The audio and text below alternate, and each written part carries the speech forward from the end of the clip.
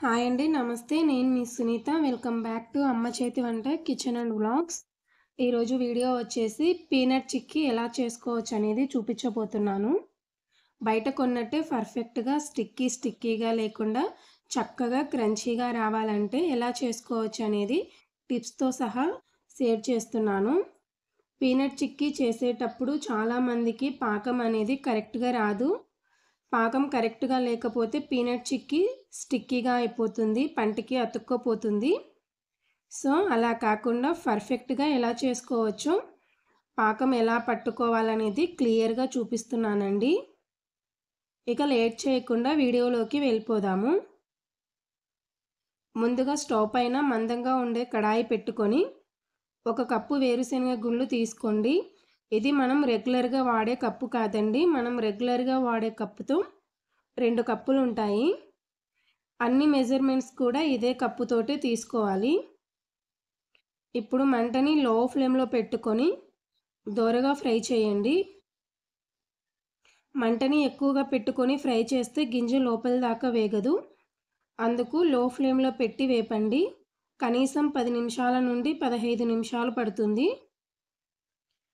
ఇవి బాగా వేగే కొద్దీ పల్లి పైన ఉన్న పొట్టు అంతా ఊడి సపరేట్ అవుతుంది. అంతవరకు లో ఫ్లేమ్లో వేపండి. 10 నిమిషాలకు ఇలా పొట్టు సపరేట్ అయ్యి గింజ 2 ముక్కలుగా అవుతుంది.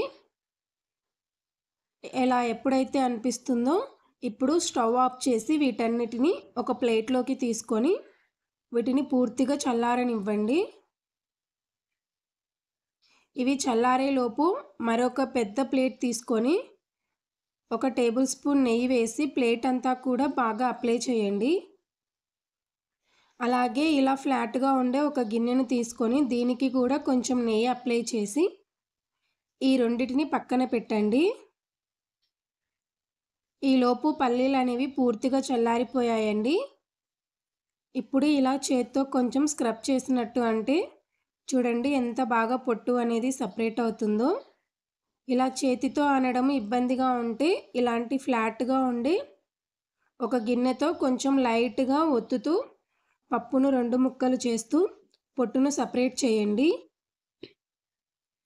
పప్పు అనేది 2 ముక్కలు అవ్వాలి. అప్పుడే పల్లీ చిక్కీ అనేది బాగా వస్తుంది. వీడియోలో చూపిస్తున్న ఈ విధంగా పప్పును రెడీ చేసుకొని ఇప్పుడు వీటిని పక్కన పెట్టుకోండి. ఇప్పుడు స్టవ్ పైన పల్లీలను వేపిన కడాయి పెట్టుకొని మనం ఏ కప్పుతో అయితే పల్లీలు తీసుకున్నామో అదే కప్పుతోటి 1/2 కప్పు బెల్లం తురుము తీసుకోండి.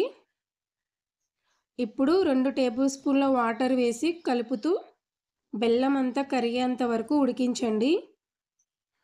బెల్లం ఇలా పూర్తిగా కరిగిన తర్వాత నలకలేమీ లేకుండా వడకట్టి మళ్ళీ తిరిగి అదే కడాయిలోకి బెల్లం పాకం తీసుకొని మంటని మీడియం ఫ్లేమ్లో పెట్టి బెల్లం దగ్గర పడి ఉండపాకం వచ్చేంత వరకు ఉడికించండి. ఒక 5 నిమిషాలు ఉడికిన తర్వాత ఇప్పుడు ఒకసారి పాకం చెక్ చేసుకుందాము. ఇలా ఒక గిన్నెలోకి వాటర్ తీసుకొని కొంచెం పాకం తీసుకొని చెక్ చేస్తే చూడండి ఇలా పాకం అనేది ఉండపాకం వచ్చి ఇలా కొడితే శబ్దం రావాలన్నమాట. అప్పుడే పాకం రెడీ అయినట్టు. ఇప్పుడు ఇందులోకి 1 టీ స్పూన్ యాలకుల పొడి వేసి అలాగే 2 టేబుల్ స్పూన్ల నెయ్యి కూడా వేసుకోండి. ఈ స్టేజ్లోనే మంటని సిమ్లో పెట్టుకొని లేదంటే పాకం మాడిపోతుంది. ఇప్పుడు మనం వేయించి పక్కన పెట్టుకున్న పల్లీలన్నీ వేసి బాగా కలపండి. ఇలా పల్లీలు దగ్గర పడ్డాక ఇప్పుడు మనం నెయ్యి అప్లై చేసుకున్న ప్లేట్లోకి తీసుకొని మొత్తం ప్లేట్ అంతా స్ప్రెడ్ చేయండి.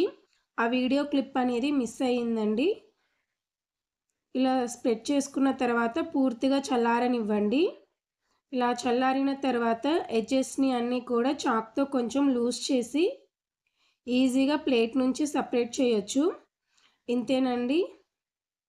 మీరు కూడా మీ ఇంట్లో ట్రై చేసి మీకు ఎలా కుదిరిందనేది మీ ఫీడ్బ్యాక్ని నాతో కామెంట్ సెక్షన్లో షేర్ చేసుకోండి. అలాగే వీడియో నచ్చితే ప్లీజ్ లైక్ చేయండి. మీ ఫ్రెండ్స్ అండ్ రిలేటివ్స్కి షేర్ చేయండి. మరిన్ని tasty and simple quick recipes కోసం అమ్మ చేతి వంట కిచెన్ అండ్ వ్లాగ్స్ని సబ్స్క్రైబ్ చేసుకోండి. Thanks for watching.